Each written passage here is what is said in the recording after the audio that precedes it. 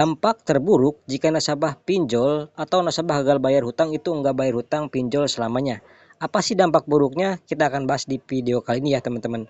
Oke ya, jadi buat teman-teman yang saat ini sedang bingung, sedang stres, dan nggak ngerti harus bagaimana, apa sih sebenarnya dampak terburuknya itu ketika kita gagal bayar pinjaman online selamanya dan apa yang harus dilakukan. Kira-kira ya seperti apa gitu ya. Apakah kita bakal dikejar-kejar hutang seumur hidup? Apakah kita akan di blacklist apapun itu ya? Apakah hutang kita itu akan terus bertambah sampai miliaran dan menggunung? Nah, ini perlu teman-teman ketahui ya. Biasanya orang-orang yang baru telat bayar, gagal bayar biasanya seperti Shopee Pay Later ataupun Aku Laku Pay Later dan lain sebagainya. Itu paling banyak tuh ya. Orang-orang baru yang dapat akses Pay Later pasti akan ketakutan karena hal ini.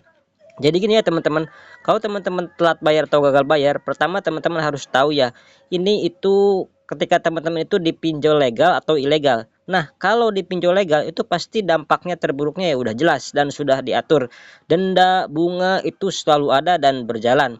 Tapi maksimal ada nilai maksimalnya, jadi 100 hutang dari hutang pokok. Artinya hutang teman-teman paling jadi 2 kali lipat. Yang kedua, teman-teman akan berhadapan dengan proses penagihan yang mungkin menurut teman-teman itu akan sangat mengganggu dan memang bisa jadi sangat mengganggu ya. Saya akui itu ya teman-teman, buat pinjaman online mah ya kayak gitu ya.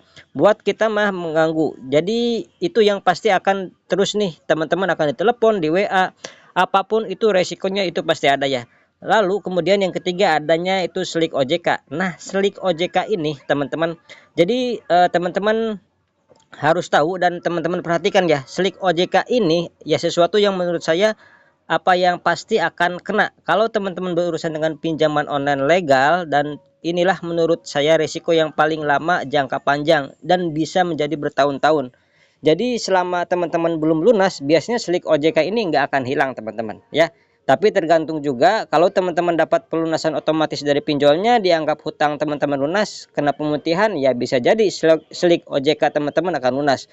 Tapi ini enggak dalam waktu dekat ya, enggak dalam waktu dekat. Nah, kalau slik OJK bermasalah, apa dampak selanjutnya? Ya pasti teman-teman mau pinjam sesuatu, mau ngutang dimanapun, itu enggak akan bisa, tidak akan ada. Ya, seperti itu ya teman-teman. Jadi saya cuma berpesan aja ke teman-teman, hal-hal semacam ini, hal seperti ini tuh jangan terlalu dipusingin, jangan terlalu dibikin stres. Kemudian masalah-masalah pinjol itu bisa diatasi gitu ya. Pelan-pelan aja ya teman-teman. Banyakin berdoa, banyak istighfar, dan teman-teman harus kerja lagi ya, harus kerja memperlancar rezeki teman-teman supaya apa? Supaya teman-teman bisa sedikit demi sedikit mencicil hutang-hutang dari pinjaman online tersebut ya. Itu ya, mungkin sekian dulu dari saya. Mohon maaf bila ada salah-salah kata. Kalau teman-teman pengen di-sharingkan, teman-teman bisa langsung aja ketik di kolom komentar. Terima kasih. Wassalamualaikum warahmatullahi wabarakatuh.